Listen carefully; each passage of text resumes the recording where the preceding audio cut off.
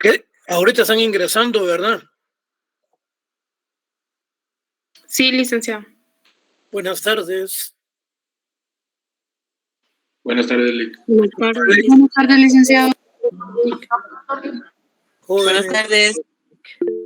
Buenas tardes, jóvenes. Buenas tardes. Kimberly, ¿usted me puede poner de una vez la clase en la pantalla, en el escritorio? Ahí está. Mire, ¿y qué tiempo van a estar ellos ingresando? Usted empieza a dar la clase y yo les voy a explicar. O si quiere, esperemos unos 5 minutos para ver si terminan de ingresar todos. ¿Usted puede ver cuántos han ingresado? 99 hay ahorita. ¿Cuántos? 99. Rápido ingresan. Porque les estoy dando ingreso.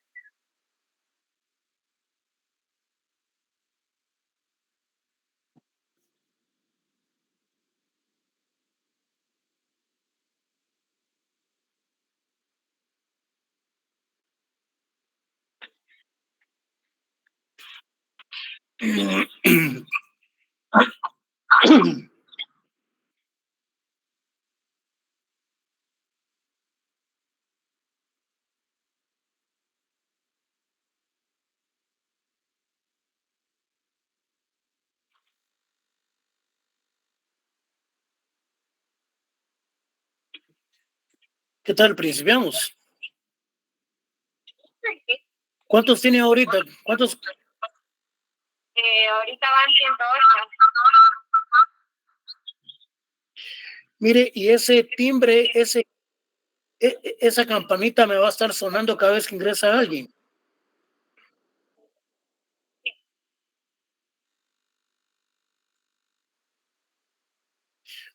Vamos a tratar de dejar abierta la cuestión para que puedan ingresar ellos.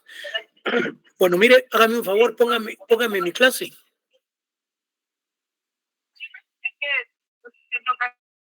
Ahí está. Pero ¿por qué es que se meten anuncios? No tiene que tocar aquí esta nubecita, mire que está aquí. Eso no tiene que tocar. ¿Dónde? La nube que está hasta abajo. Aquí. ¿Qué nube? 22 grados. ¿Qué nube usa? Ah, ya la vi. Porque es el de noticias, se les pasa la fecha. Mire, ahorita se volvieron a entrar. Entonces denle otra vez ahí aquí. Sí. ¿En dónde? Ahí mismo.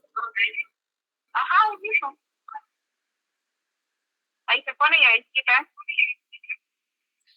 ¿Pero por qué se mete esa cuestión ahí? No, es que eso es porque ahí queda el cursor del mouse cuando yo vuelvo a mi pantalla.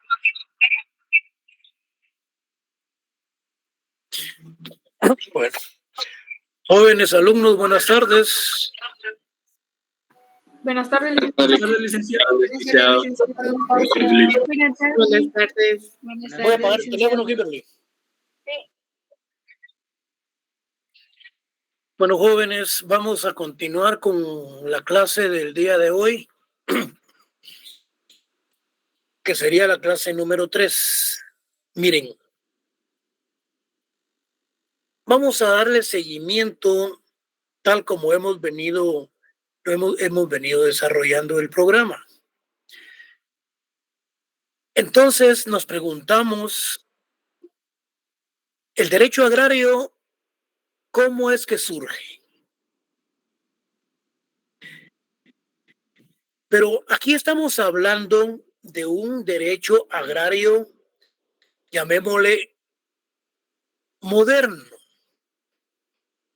No confundamos lo que es cómo surge lo agrario que cómo surge el derecho agrario. Cuando hablemos de lo agrario, eso lo vamos a hablar cuando estudiemos a continuación qué es el materialismo histórico dialéctico. Cuando ustedes escuchen que alguien dice se va a dialogar sobre el materialismo histórico dialéctico, prácticamente es el desarrollo y es la evolución de la sociedad, de la evolución también del derecho agrario.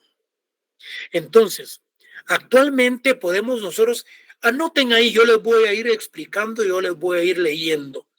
Entonces, el actual derecho agrario surge por problemas económicos, ¿sí? Bueno, estudio de los medios empleados por los hombres para estructurar los recursos de la naturaleza, los progresos culturales y su propio esfuerzo laboral para crear, sostener y proseguir fomentando su bienestar material. El último día de clases nosotros hablamos de las fuerzas productivas. Y cuando hablamos de las fuerzas productivas, hablábamos de los recursos que utiliza el hombre para el desarrollo de lo agrario. Y ellos con los fines de carácter plenamente económicos. Entonces, surge el derecho agrario por problemas económicos. ¿Qué otro aspecto surge el derecho agrario? Aspecto social. Lo concerniente a la sociedad en sus diversos significados. Los socios, relativo a una compañía mercantil, relación de trabajadores por herencias, patrimonio, sociedad, seguro, etc. Aquí ya llevamos dos elementos, que es el elemento económico y el elemento social. O sea, pues, que es esa relación confrontativa que ha existido para la creación del nuevo derecho agrario. Las relaciones de sociedad, el nuevo derecho agrario surge a través entonces de los consensos. Porque el último día hablábamos que el derecho agrario antiguo era un derecho agrario revolucionario. Entonces ya llevamos el aspecto económico y el aspecto social. Sigamos. Tenemos entonces también económico, social, el aspecto político. Cuando nosotros hablamos de lo político, nos preguntamos ¿qué es? En efecto, lo político es la ciencia o es el arte de gobernar o alarde de hacerlo, dictando leyes, haciéndolas cumplir, promoviendo el bien público y remediando las necesidades de los ciudadanos y de los habitantes. Ya llevamos tres elementos: social, económico y político. Luego tenemos el otro elemento que es el legislativo. ¿Qué es entonces el aspecto legislativo? Alguien decía ahí, cuando preguntábamos cuáles son los órganos del Estado, y alguien decía los medios de comunicación. Sencillamente escuchó decir que era el quinto poder. Pero los medios de comunicación, jóvenes, no es ningún poder del Estado. Porque los poderes del Estado, principalmente en un país republicano, tiene lo que es el legislativo, el ejecutivo y el judicial. Entonces aquí tenemos cuatro elementos fundamentales que se refieren específicamente a los aspectos que dieron origen al derecho agrario: social, político, económico y el legislativo. ¿Qué es la ciencia de las leyes? Es el conjunto o cuerpo de leyes que integran el derecho positivo vigente de un Estado. Y mencionábamos en la última clase que ese derecho positivo vigente principalmente el derecho es el derecho escrito.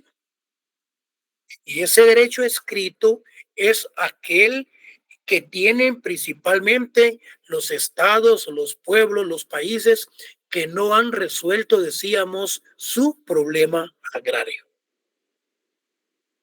Como consecuencia, entonces, de los 4 elementos fundamentales, social, político, económico, legislativo, el derecho agrario debe de ser equitativo. Justicia para el sector agrario. Protección para los más débiles frente a los más fuertes. Me voy a explicar. Es decir, este derecho agrario debe de existir justicia. Debe de existir un aspecto de carácter equitativo, principalmente con lo que es la distribución de la tierra. Se debe de proteger a los más débiles. Cuando hablamos de los más fuertes, estamos hablando de los terratenientes. Estamos hablando de los latifundistas. Y cuando mencionamos en la conceptualización del latifundio, decíamos que son las extensiones muy grandes de tierra, fincas, que se encuentran en pocas manos. Al contrario del minifundio, que son pocas tierras en grandes cantidades de personas. Contrario censo. Luego entramos lo que es la cultura de los derechos humanos y el derecho agrario como un derecho para la paz. Vean qué interesante todo esto es.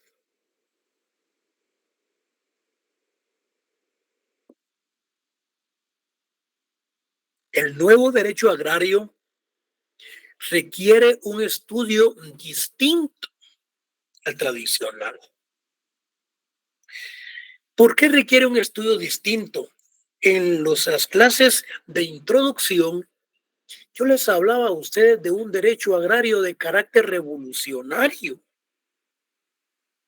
de un carácter en donde realmente era un derecho agrario violento. Entonces, el nuevo derecho agrario, su estudio requiere que todos los problemas se vayan resolviendo en una forma distinta. Es decir, a través de consensos que deben de existir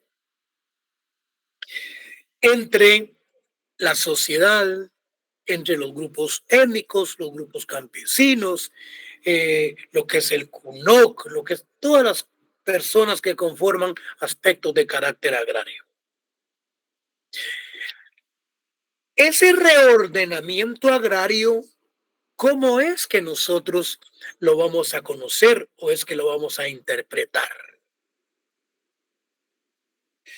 Cuando ustedes escuchen los institutos del derecho agrario, no nos perdamos de vista que es la ley de transformación agraria, las empresas, la empresa campesina asociativa, tenemos las cooperativas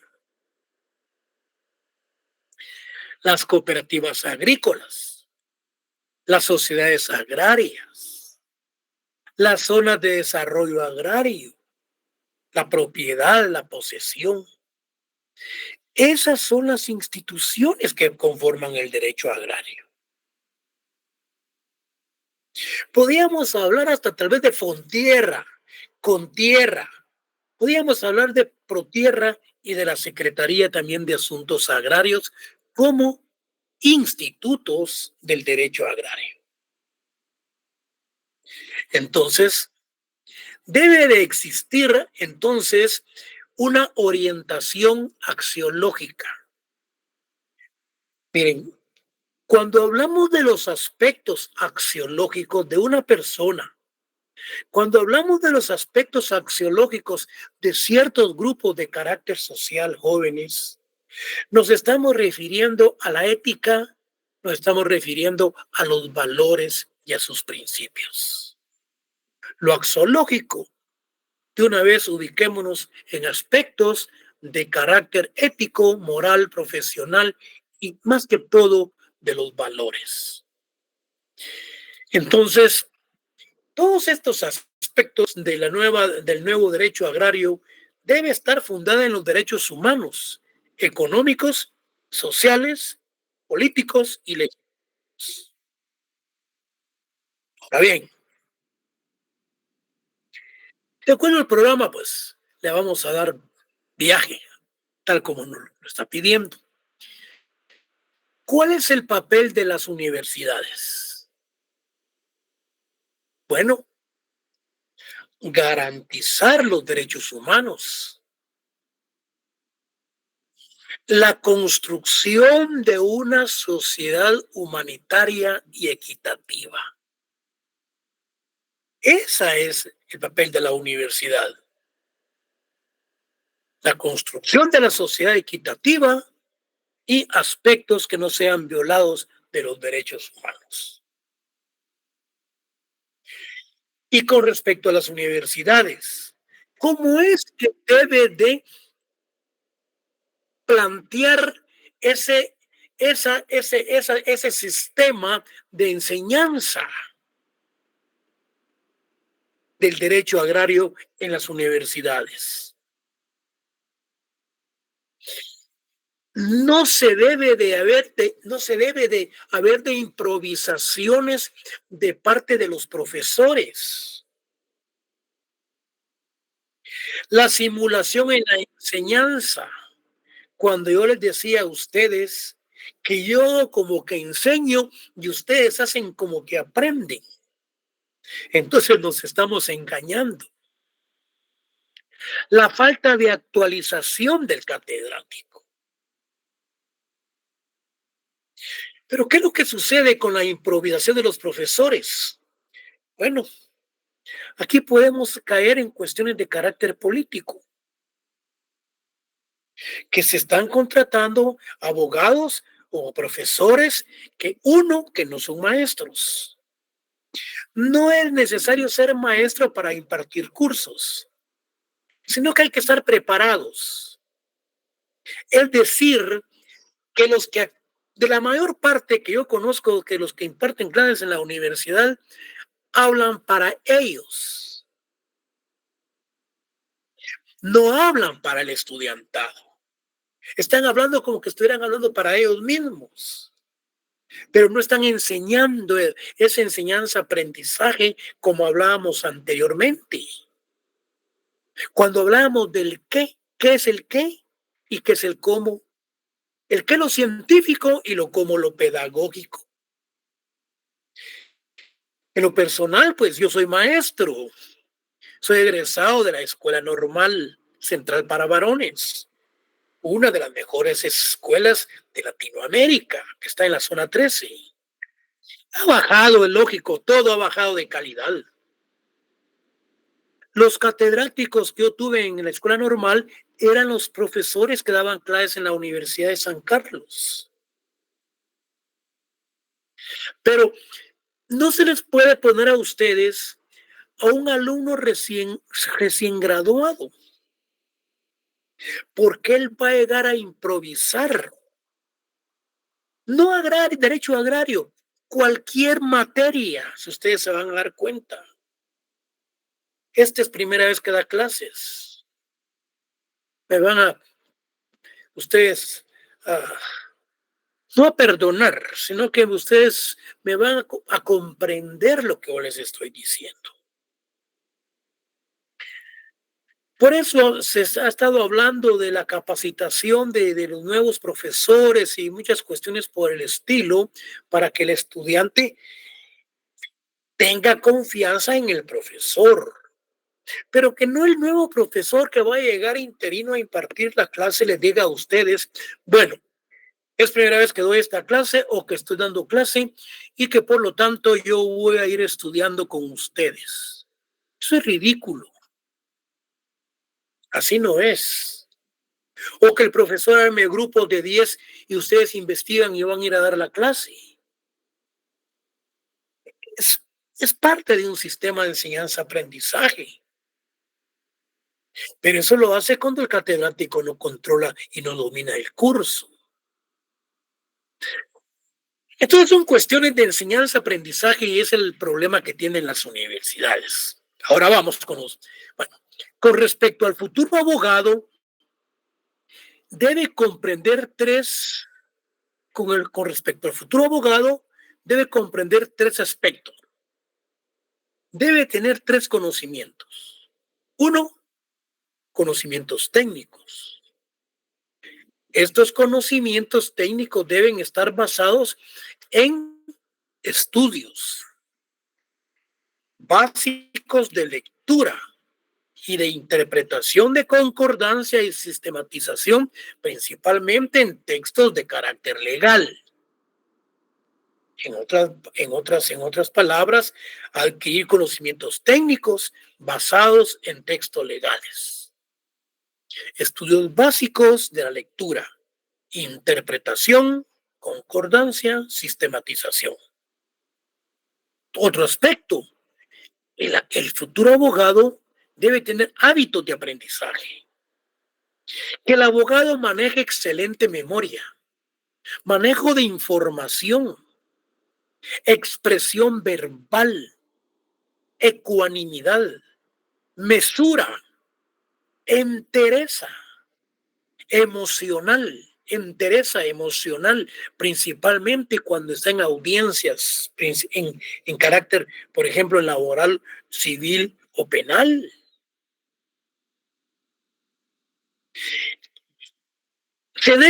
Nosotros tratamos, los maestros antiguos de la facultad, que ya vamos de salida, estamos tratando de formar excelentes profesionales, que no les tiemblen los pantalones en las audiencias cuando el fiscal o un abogado particular está haciendo sus alegatos, sus imputaciones.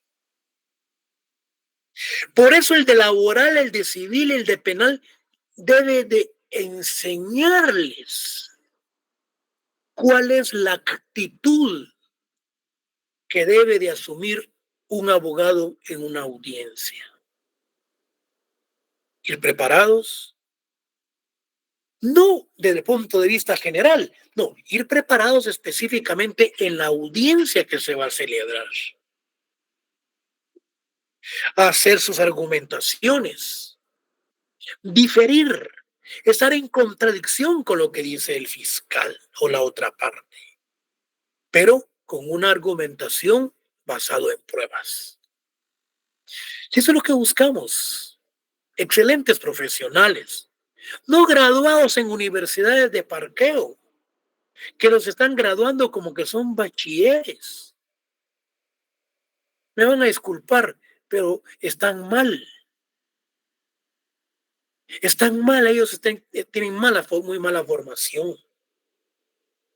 Entonces, preocupémonos un poco por ser excelentes y buenos y futuros profesionales. Entonces, el abogado debe tener una actitud humanitaria. Cuando hablábamos de aspectos éticos, o sea, de los aspectos axiológicos, morales, de defender a los demás y procurar justicia, de la investigación jurídica que se debe de realizar en cada uno de los casos de los cuales uno va a participar. Entonces, con respecto a la investigación jurídica, es poco lo que se escribe con respecto al derecho agrario. Necesitamos conciencia social, económica, política y cultural que se presenta con toda la crudeza. Constituye un reto para la didáctica de la disciplina porque se requiere de un replanteamiento de las universidades en su enseñanza y difusión. Pero en tal sentido, el nuevo derecho agrario del que hemos venido hablando, que se busca la solución de los conflictos en una forma pacífica a través de los consensos. Entonces, el nuevo derecho agrario requiere de un estudio distinto al tradicional. Debería comprender la solución de los problemas del agro a través del desarrollo y el reordenamiento agrario por medio de sus institutos fundamentales, que ya vimos cuáles son, pero con una orientación axiológica, orientación de valores, fundada en los derechos humanos, económicos y sociales. Ese es el papel fundamental de las universidades para con los estudiantes y para los futuros profesionales. Es posible que venga alguna pregunta de examen. ¿Cuál es el papel que deben de jugar las universidades con respecto al nuevo derecho agrario? Formar excelentes y buenos futuros profesionales, que estos vayan a resolver los problemas de carácter agrario desde un punto de vista de justicia social, tal como lo exige el nuevo derecho agrario. Todo esto que hemos venido hablando es como tipo conferencia en donde realmente uno, espérense que continuemos y se van a dar cuenta de la problemática agraria. Se van a dar cuenta ustedes de que realmente cómo es que se ha venido desarrollando y cómo es que se ha conformado principalmente la materia del derecho agrario, así como el derecho laboral y otras disciplinas jurídicas. También surgió el derecho agrario.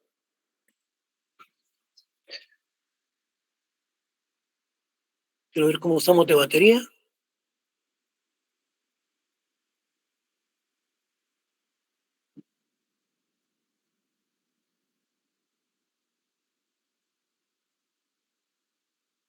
No la encuentro, pero vamos a prepararnos.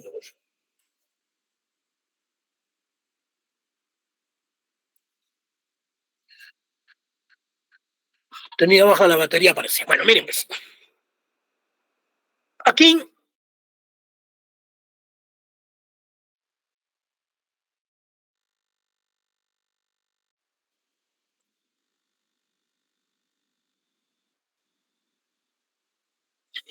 Aquí ya entramos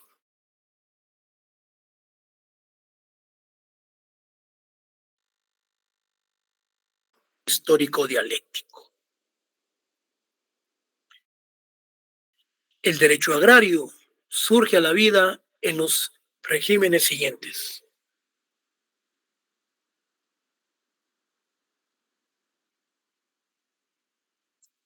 Si no estoy mal, esto ustedes ya lo vieron en el pensum introductorio, si no es que no estoy mal.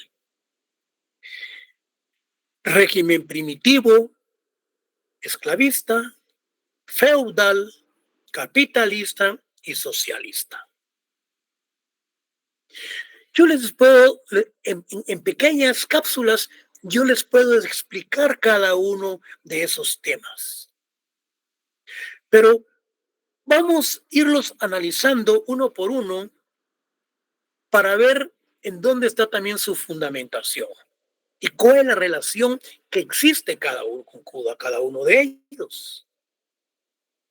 Porque si ustedes, cuando terminemos de estos temas, se van a dar cuenta que la etapa primitiva prácticamente es como que estuviéramos viviendo en un sistema de carácter socialista, solo que en la época actual. Pero entrémosle a conocer. Vamos a ver. Anotemos ahí, vayan tomando nota. Bueno, el régimen primitivo. ¿Cuál era el modo de producción de la comunidad primitiva?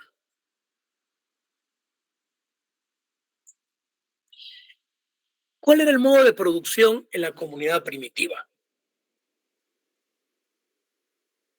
Nace la sociedad humana. En diversas regiones de Europa, Asia, África, habitaba una raza de monos antropoides altamente desarrollada. De estos lejanos antepasados surgió el hombre.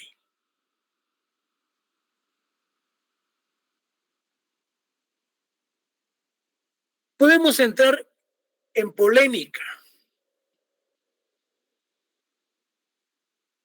desde el punto de vista filosófico, en virtud que alguien de ustedes me puede decir, pero si nosotros somos la imagen de Dios, nosotros hemos venido por actos del Espíritu Santo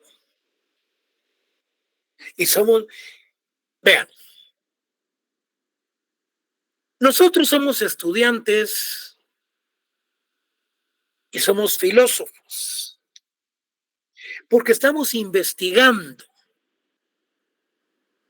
Y si nosotros ponemos la filosofía con la doctrina o con la religión principalmente, vamos a entrar en una gran contradicción.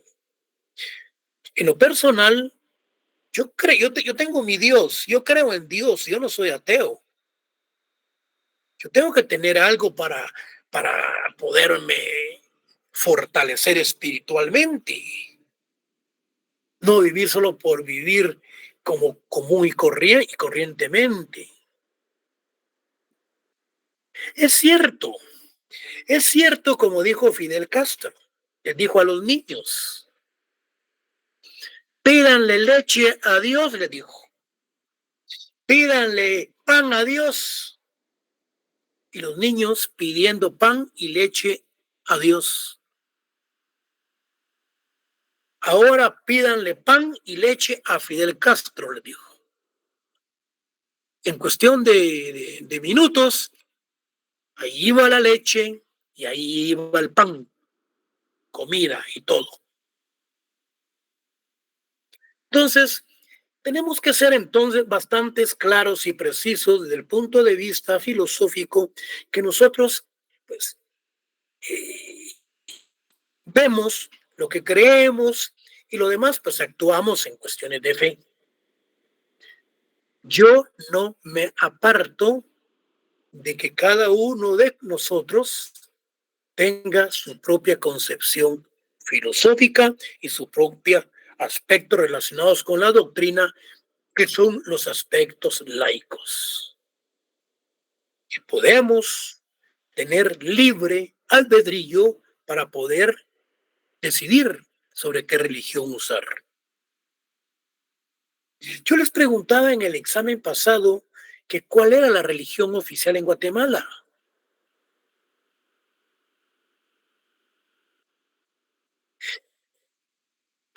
Y me ponían la católica. Otros me ponían la cristiana. Si nosotros nos vamos a la Constitución, si no estoy mal, creo que es el artículo, creo que es el 25, no tengo preciso. Ahí habla de la libre y albedrío que nosotros tenemos de poder ejercer nuestra religión católica, musulmana, lo que querramos. Pero en Guatemala la religión católica no es la oficial. Bueno, todo esto viene pues porque dicen cómo es que se crió el hombre. Sigamos, no salimos de ahí. Es un tema que podríamos pasar trabajando toda la tarde. La diferencia radical entre el hombre y los animales. Fíjense ustedes, aquí hay una diferencia, estamos hablando de la etapa primitiva. ¿Cuál es la diferencia entre el hombre y los animales? La diferencia radica fundamentalmente cuando esta nace desde el momento en que el hombre crea sus instrumentos. De aquí arranca la fabricación de herramientas y comienza el trabajo. Si nos preguntamos entonces, ¿en qué momento es que nace ¿O en qué momento es que surge la diferencia entre el hombre y los animales? Cuando el hombre principia a crear sus propios instrumentos de trabajo. Los antepasados vivían en hordas, en manadas, eran cosmopolitas. Cuando hablamos de que vivían en hordas y en manadas, es porque estos vivían en diferentes lugares, donde llovían, donde se daban las grandes producciones. Entonces eran cosmopolitas que andaban ellos como rapsodas en todos lados, o en grandes hordas y en manadas de los antepasados de la etapa primitiva. La aparición del hombre significó al mismo tiempo la aparición de la sociedad humana.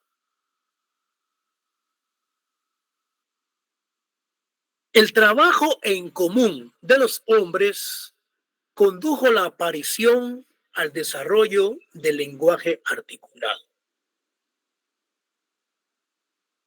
Las condiciones de vida material en la sociedad primitiva.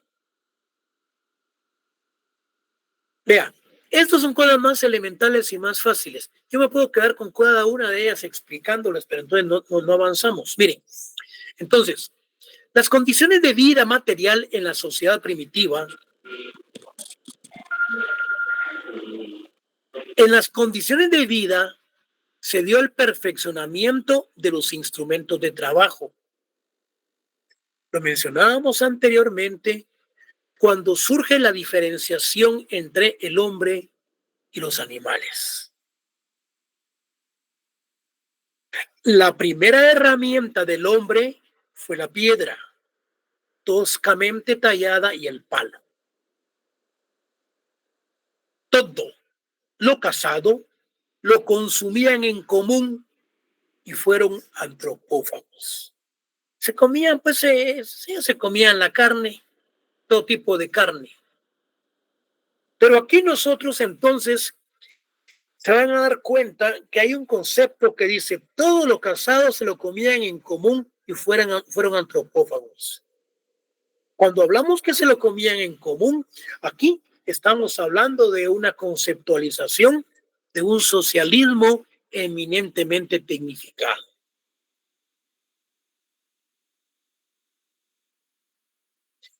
Después de las cuestiones de la creación de las herramientas, viene lo que es el descubrimiento del fuego.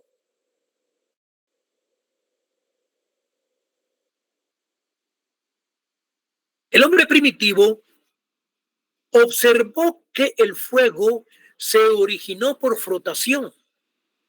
Cuando frotaban un palo con otros palos y ponían hojas secas, y de aquí surgía el fuego. Fue utilizado para la preparación de instrumentos de producción, protegió al hombre del frío, ayudaba a protegerse de las fieras y desde luego aprendió a cocinar sus alimentos. Esta edad de piedra sucede a la edad de bronce y la edad de bronce a la edad de hierro. Bueno, aquí estamos con la etapa primitiva. Miren pues, la invención del arco y la flecha y el nacimiento de la ganadería. Aquí aparece la caza y de su progreso nace la ganadería, siendo el primer animal domesticado el perro, la cabra, la vaca, el cerdo, el caballo. Aquí es algo que a nosotros nos interesa: la aparición de la agricultura.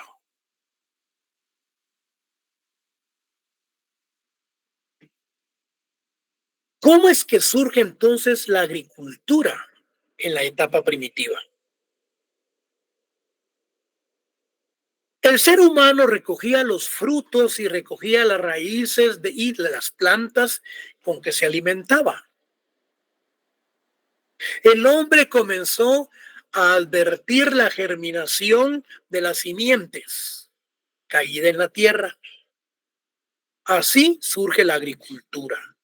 En otras palabras, significa que el hombre se dio cuenta que de las plantas caía la fruta y esta germinaba. Y como consecuencia principió entonces él a sembrar estas semillas para darse así como el nacimiento o la aparición de la agricultura en la etapa primitiva. En otras palabras, ¿cómo surge la agricultura en la etapa primitiva? Cualquiera se puede quedar pensando y dice, bueno, ¿cómo surge? ¿Quién nace primero, la gallina o el huevo? Bueno, aquí sencillamente el hombre por naturaleza es muy inteligente, ve que caen las frutas, ve que germina cuando cae en el suelo y principia a darse la germinación. Y con respecto a quién nace primero, el huevo o la gallina. Yo tengo mi propia creencia, que se las mencioné. Yo digo que la gallina.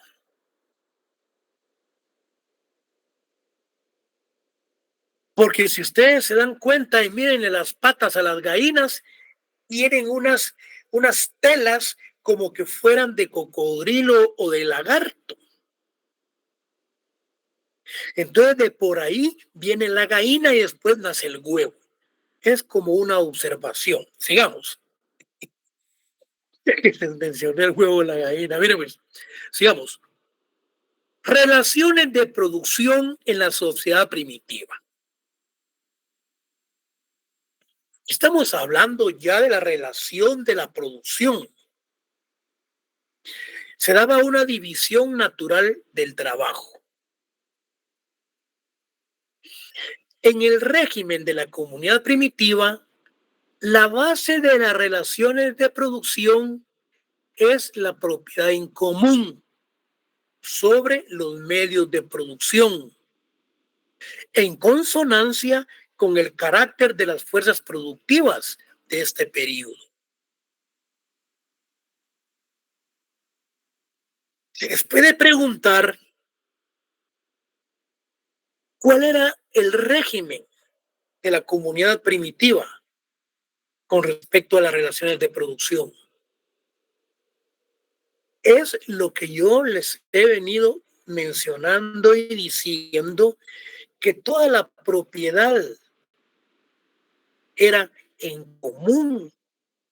Cuando ellos cazaban, todos esos alimentos los compartían comúnmente. La propiedad únicamente, fíjense, la propiedad personal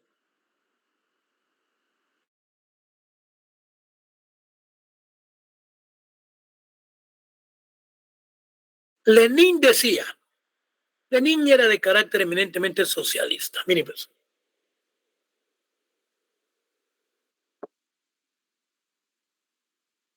Lenin decía que el carácter social de la producción en este régimen primitivo se extendía solamente a los miembros de una comunidad. Es lo que hemos estado trabajando. Se daba esa relación de producción en una forma comunitaria. Al principio los hombres vivían en manadas, en hordas, como lo mencionábamos. Más tarde, fíjense, pues en la sociedad primitiva aparece la economía primitiva y el crecimiento de la población fue formándose la organización gentilicia de la sociedad. ¿En qué etapa del régimen social surge la organización gentilicia? En la etapa primitiva. ocupando la posesión dominante la mujer. Se dan cuenta ustedes, algo muy importante. Es decir, que la mujer ocupaba una posición dominante, predominante en contra del hombre, y que ella era la que tenía la posesión del sistema, en el sistema gentilicio. Ocupaba la posición dominante la mujer. La casa corría a cargo de los hombres, teniendo más importancia la economía, la agricultura y la ganadería. Forma de vida más segura que la casa. Luego tenemos lo que son las fuerzas productivas. Esto de las fuerzas productivas lo vimos el último día de clase. Cuando hablábamos de las fuerzas productivas, actualmente, ¿quiénes la conforman? ¿Y cuál es el elemento activo y el elemento negativo? Eso lo vimos el último día de clase. Pero en pleno siglo XXI, las fuerzas productivas son los instrumentos de labranza, los áperos, ¿qué más? El hombre, el campo, la semilla, todo lo relacionado con la agricultura conforman parte de esas fuerzas productivas. ¿Y cuáles son los elementos de las fuerzas productivas? Como hablábamos anteriormente, teníamos el elemento activo. Y el elemento activo es los que les acabo de mencionar, y el negativo, pues, son los intereses criollos, son los latifundistas que se oponen al desarrollo. Bueno, las fuerzas productivas fueron la agricultura y la ganadería, pero se desarrolló más la agricultura. El matriarcado dejó el puesto al patriarcado, existiendo en el último periodo del régimen de la comunidad primitiva. Es decir, que siempre en el sistema primitivo surge la sociedad gentilicia o la organización gentilicia, en donde se da el matriarcado, y ya en sus últimos periodos pasa entonces a formar parte lo que es el patriarcado en los últimos periodos. ¿Cuál fue la primera división social del trabajo? Primera división social del trabajo. Esta es posiblemente pregunta de examen. La primera división social del trabajo es la tribu de los pastores y los productos agrícolas. La primera división social del trabajo se da la división con las tribus de los pastores, se formó el excedente de ganado, ganaderos y agricultores, productos lácteos, carne, pieles, lanas. Y luego tenemos los productos agrícolas, que se produjo al desarrollo del cambio.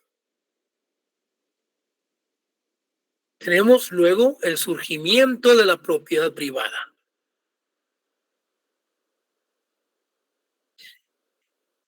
El perfeccionamiento de los medios de producción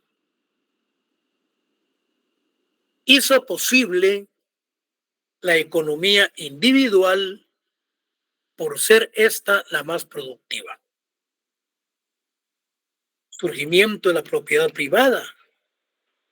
Los medios de producción hacen que surja con más auge su economía.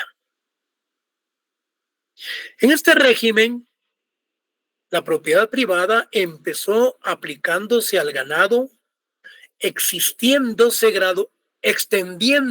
gradualmente a los instrumentos de producción, siendo la tierra la que más tiempo se mantuvo como propiedad en común. El lugar de la comunidad gentilicia, o bien la organización gentilicia, pasó a ocuparlo la comunidad rural. El lugar de la comunidad gentilicia que estaba donde predominaba el matriarcado, que posteriormente pasó a formar parte con el patriarcado, dice que el lugar de la comunidad gentilicia pasó a ocuparlo la comunidad rural. La casa, la hacienda doméstica, el ganado, todo pertenecía en propiedad a la familia. Quienes ejercían funciones de jefes, caudillos, militares y sacerdotes se enriquecieron, se apoderaron del patrimonio comunal, transformándose en aristocráticos o aristocracia gentilicia, trasladando el poder a sus herederos. El trabajo en común fue sustituido por el trabajo individual. La propiedad social pasó a la propiedad privada y el régimen gentilicio por la sociedad de clases. Entonces, la base fundamental de las relaciones de producción en la comunidad primitiva es la propiedad en común sobre los medios de producción. Es decir, que la base fundamental de las relaciones de producción en la comunidad primitiva es la propiedad en común sobre los medios de producción, que prácticamente nos estamos refiriendo a lo que es un socialismo de carácter eminentemente científico y actualizado.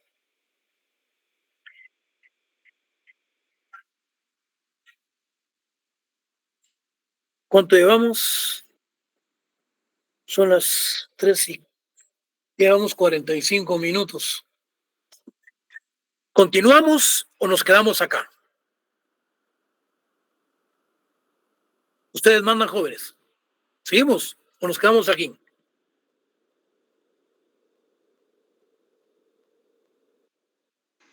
Licenciado, yo sugiero que sigamos porque recuérdese que ahorita ya en agosto empiezan los primeros parciales y si después nos queda la temática más apretada al final de las semanas, vamos a estar corriendo. De acuerdo, aunque ahorita vamos bien. Ahorita vamos bien, llevamos una clase adelantada.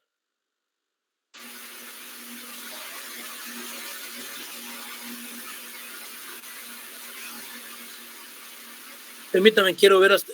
Es que yo tenía anotado acá algo que no me está marcando los...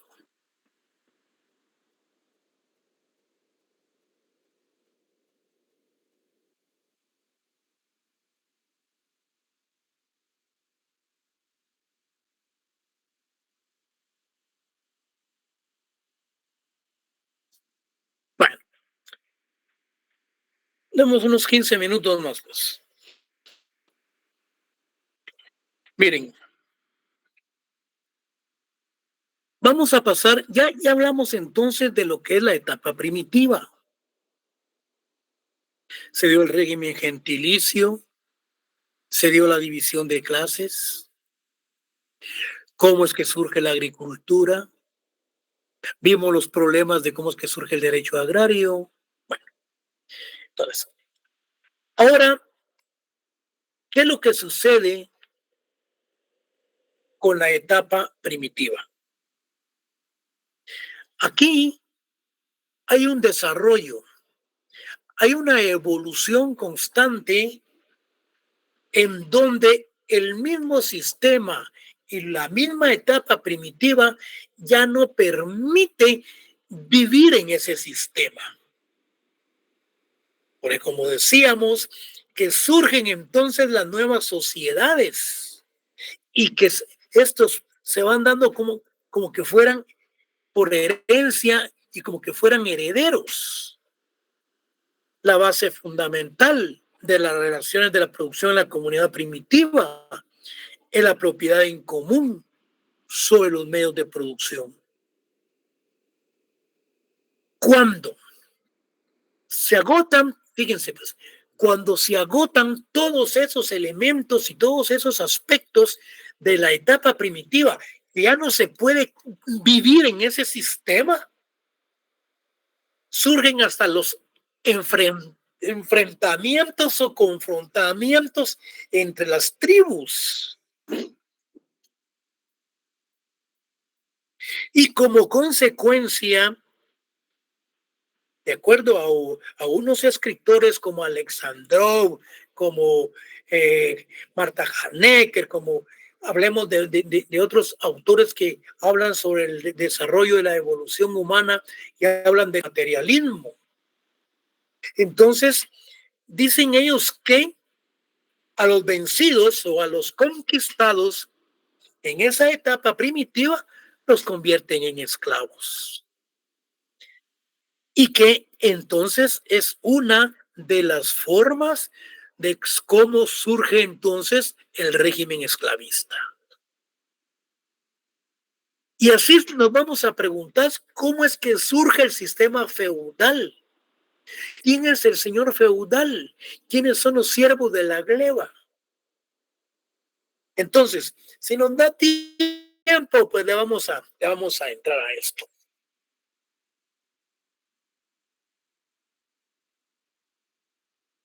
Mire pues, el paso de la barbarie, o sea, del sistema primitivo al esclavismo, se realizó en el Antiguo Oriente, en la Mesopotamia. Ocupa, ahora, cuando hablamos de la Mesopotamia, no me la vayan a confundir con la Patagonia. La Patagonia está en, creo que, América del Sur. Entonces, la Mesopotamia ocupa parte de Irak, Turquía, Siria, entre los ríos Éufrates y el Tigris. El paso de la barbarie al esclavismo se realizó en el Antiguo Oriente, en la Mesopotamia, que la Mesopotamia la comprende Irak, Turquía y Siria, entre los ríos Tigris y el Éufrates. Está Egipto, India, China, floreciendo en Grecia. Ven esto, qué interesante como aspectos de cultura general. Bueno, acá, fíjense pues, yo sé que ustedes ya vieron todo esto, ¿no? En el pensum introductorio tenían que haberlo visto. Miren pues, el ciudadano es un ser humano que posee logos. Logos del griego significa pensamiento, concepto. Palabra, razón como capacidad humana. Razonamiento, argumentación, discurso e instrucción. En otras palabras, el ciudadano es un ser inteligente. El esclavo aparece en la sociedad carente de inteligencia. En esta etapa de la esclavitud. Miren qué interesante. Eso viene de aspectos filosóficos del punto de vista del griego. El ciudadano es un ser humano que posee logos, decían, en la etapa del esclavismo, porque los logos somos los inteligentes y somos los pensantes. Mientras los esclavos, los que fueron conquistados, los que fueron admitidos, y etcétera, y que los tienen como trabajando en sus tierras, son gente que carece de inteligencia. Como cuando vinieron los españoles a América, a Guatemala. ¿Cómo trataban a los pobres indígenas? Los que recibieron conmigo derechos de los pueblos indígenas, vimos las monstruosidades y los despojos que se dieron. Los que son mis alumnos tienen conciencia de la materia que vimos en pueblos indígenas, de la situación de la colonización en América. Entonces, la economía esclavista, fíjense que qué interesante. La economía esclavista era fundamentalmente una economía natural. Para los que están recibiendo el curso, pues pregunta de examen. ¿En qué consistía esa economía natural en el sistema esclavista? Se le llama la economía natural en aquella época o en que los productos del trabajo se destinan a ser consumidos dentro de la misma hacienda que los produce. La economía esclavista era una economía natural que todos los productos que cosechaban eran consumidos en la misma sociedad o en la misma hacienda que los producía.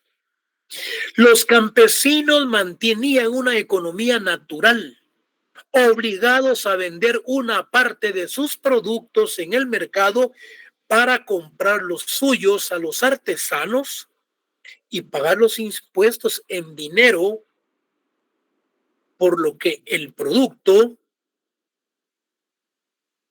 del trabajo de los artesanos y campesinos se fue convirtiendo en mercancía. Vean qué interesante en la etapa de la esclavitud. El trabajo de los artesanos y los campesinos se fue convirtiendo en mercancía. Los pobres recurrían en busca de préstamos, en especie y en dinero. Los ricos les prestaban los instrumentos de producción. Si estos no pagaban, lo reducían a la esclavitud, despojándolos de sus tierras, y así surgió la usura, o sea, los que prestan dinero, los agiotistas, que contribuyó a enriquecer a los unos y a juzgar económicamente a los otros. La propiedad privada se hizo extensiva a la tierra y principió a venderse. Si el deudor no podía pagar, el prestamista se veía obligado a abandonar su tierra y a vender en esclavitud su persona y la de sus hijos. En conclusión, la esclavitud aparece en la sociedad como un ser carente de inteligencia y de razón, negándose las características del ser humano. En las guerras se daban muertes, los vencedores se convertían a los vencidos en esclavos, aprovechándose de su fuerza de trabajo. Los instrumentos de piedra fueron sustituidos por instrumentos metálicos, el hacha y el arado.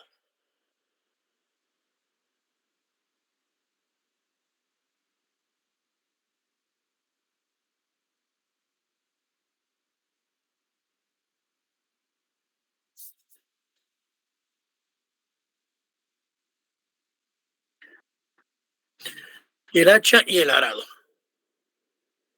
Jóvenes, me van a disculpar, pero aquí nos vamos a quedar.